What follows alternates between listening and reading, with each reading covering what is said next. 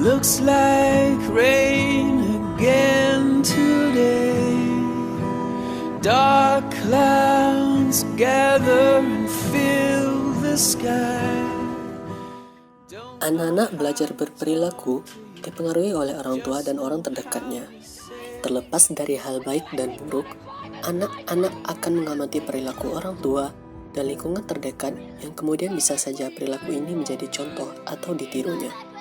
Fenomena ini dapat kita jadikan sebagai salah satu contoh proses pembelajaran.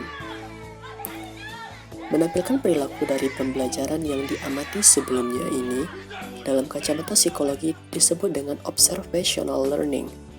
Untuk penjelasan lebih lanjut, kita akan mengkhususkan observational learning dari salah satu tokoh psikologi, Albert Bandura.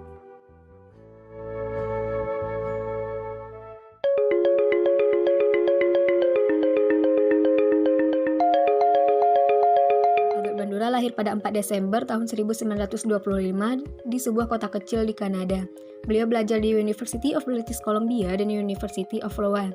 Pada tahun 1974, beliau telah menjadi President of American Psychological Association, dan tahun 1960 Albert Bandura menulis rangkaian artikel dan buku yang menentang penjelasan lama tentang belajar imitatif dan memperluas topik tersebut sehingga dikenal dengan teori belajar observasi atau observational learning. Nah, apa sih observational learning itu?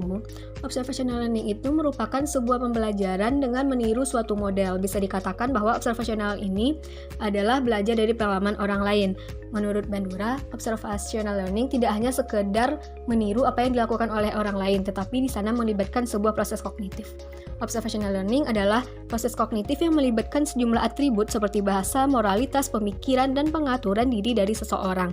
Artinya, individu tidak sekedar mengkopi atau meniru secara otomatis setelah melakukan observasi pada lingkungannya. Eksperimen Bandura terkait observational learning itu ada yang namanya bubble eksperimen, di mana anak-anak dipertontonkan video yang memperlihatkan seorang model yang menunjukkan perilaku agresi, yakni memukul dan menendang boneka bobo.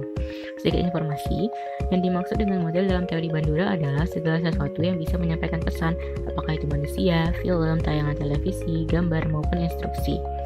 Nah, anak-anak yang diperlihatkan video tadi kemudian dibagi menjadi 3 kelompok, di mana setelah menunjukkan perilaku agresi, pada kelompok pertama, model diberi reinforcement, pada kelompok kedua, model diberi punishment, dan pada kelompok ketiga tidak diberikan konsekuensi apapun pada si model. Setelah itu, anak-anak tadi ditinggalkan dalam sebuah ruangan bersama bobodol dan perilaku agresinya diukur. Nah, sesuai ekspektasi, didapatkan anak-anak yang paling agresif adalah mereka yang melihat model diperkuat setelah menunjukkan perilaku agresi. Sedangkan yang paling tidak agresif adalah mereka yang melihat model dihukum, dan anak-anak yang melihat model tidak diberi konsekuensi apapun berada di antara keduanya. Dari eksperimen ini, dapat dilihat bahwa perilaku anak itu dipengaruhi oleh pengalaman tidak langsung atau vicarious experience.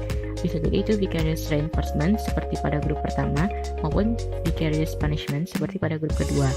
Jadi, hukuman atau reinforcement dapat memodifikasi perilaku anak meskipun anak tidak mengalaminya secara langsung. Selanjutnya, kita membahas 4 proses yang mempengaruhi observational learning. Yang pertama, proses attentional. Proses attentional adalah ketika anak memberikan perhatian pada perilaku model yang ingin ditirunya. Keberhasilan proses ini bergantung pada karakteristik dari anak, seperti kesungguhan anak dalam memperhatikan, dan karakteristik model, yaitu terkait dengan menarik atau tidaknya model dan perilaku yang ditampilkannya. Yang kedua adalah proses retentional. Setelah melalui proses attentional, maka selanjutnya perilaku tersebut akan disimpan dan diingat oleh anak atau dikenal dengan nama proses retentional.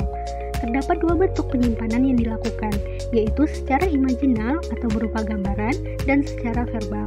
Perilaku yang menarik dan bermakna biasanya akan mudah diingat oleh anak daripada perilaku yang biasa saja.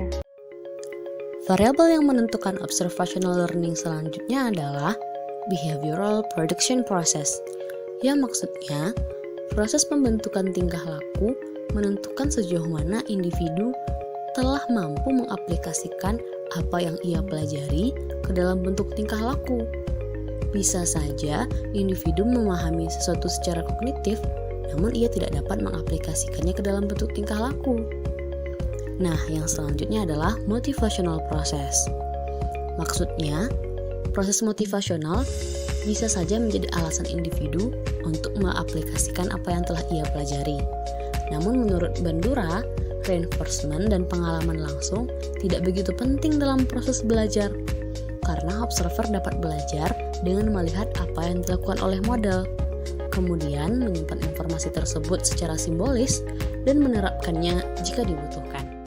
Nah, sudah paham kan bagaimana proses belajar dari teori observational learning? Jadi observational learning ini tidak hanya berkaitan dengan orang tua dan anak saja ya teman-teman.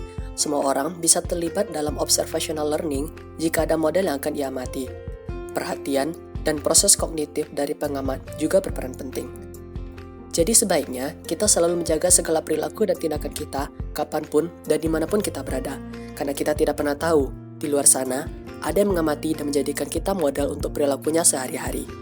Dan juga, kita harus cermat dalam memilih orang yang akan kita jadikan role model dan meniru perilaku mereka. Pilihlah orang atau model yang benar-benar akan membawa kebaikan dan hal-hal positif dalam hidup kita, agar perilaku yang kita tampilkan tidak merugikan diri kita sendiri maupun orang lain. Semoga video ini bermanfaat dan dapat diaplikasikan dalam kehidupan keseharian kita.